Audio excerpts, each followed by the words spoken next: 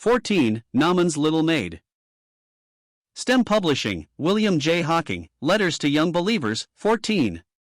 Naaman's Little Maid. One occasionally hears of young believers who are possessed of such ardent aspirations to become distinguished witnesses for their Master, that they express a wish even for the revival of the good old days of Queen Mary or of the Inquisition, so that there might be a possibility of their being stretched on the rack and burnt at the stake.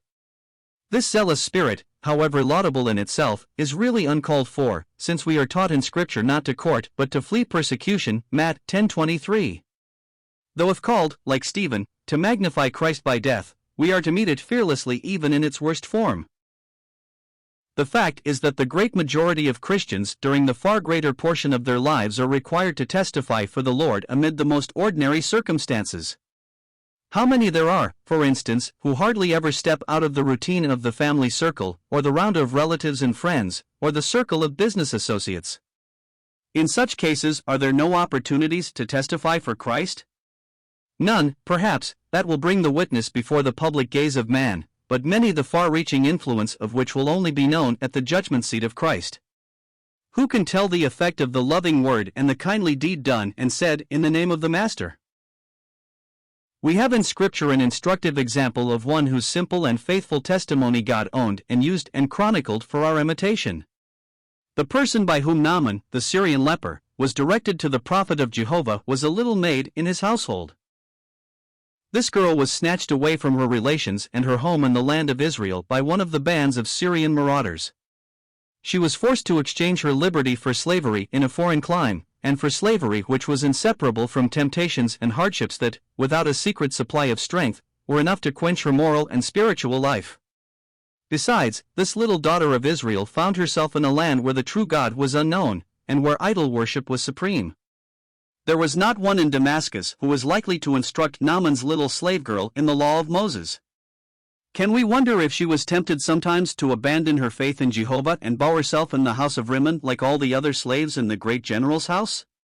But the fear of Jehovah was before her eyes, and she would have no other gods before him. She stood firm in her faith. It was in connection with this terrible disease of her master that an opportunity was afforded her of declaring in that heathen court that Jehovah could do what the skilled physicians and false deities of Syria were unable to do. Would God, she said one day to her mistress, my Lord were with the prophet that is in Samaria, for he would recover him of his leprosy. 2 Kings 5 verse 3. It required some considerable degree of faith in God for her to make such an assertion as this, for leprosy was generally understood to be incurable. But she evidently believed Jehovah could, and moreover that he would cure Naaman. Doubtless she remembered what he had done for Moses, Exodus 4 verse 6, and for Miriam, number 12. But how did she know that he would heal a Gentile? This was faith indeed. The little slave girl laid hold upon the grace of God in a way little known in the Old Testament times, and what she believed she stated simply and confidently. See the use the Lord makes of this incident in illustration of the grace he came to preach, Luke 4 verse 27, But I pray you not to overlook another feature of her testimony which makes it even more beautiful. The expression she used to Naaman's wife was evidently prompted by a kindly concern for the man whom she might well regard as the cause of her misfortunes. For Naaman, if he did not accompany the expeditions himself, was responsible for them. But the little maid knew what it was in some degree to love her enemies and forgive them. She pitied her leprous master and owed him no grudge for the loss of her home and her country. It was his welfare alone that was before her when she made the suggestion. The Spirit of Christ was in her heart. Indeed, we may say it is never absent from any true testimony for God. Her words did not fall to the ground. When do they if they spring from a heart full of love and devotion? Moreover, her life must have commended her words, for Naaman, shrewd man of the world, would not have started off on a long journey if he considered them no more than a child's extravagant wish, and that child his wife's slave. Whatever his hopes, he went to Samaria, and as we know, he was healed through the word of the prophet. Now, some of you perhaps are wishing you could do the same as Naaman's little maid. Why should you not? Probably you are not in exactly the same kind of circumstances as she was. But still, like her, you may be surrounded by godlessness. Be sure, therefore, to let every word and action show to others that you have unbounded faith in God, and that you are animated by a sincere desire that the blessing of God may be upon them, even though they persecute you because you are Christ's. It is such testimony that God owns and blesses.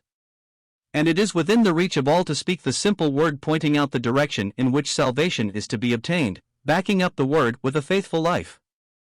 Very few are able to explain to audiences the doctrine of justification by faith and expiation by blood. But everyone can point the sinner to Christ and say, that is the one to save you.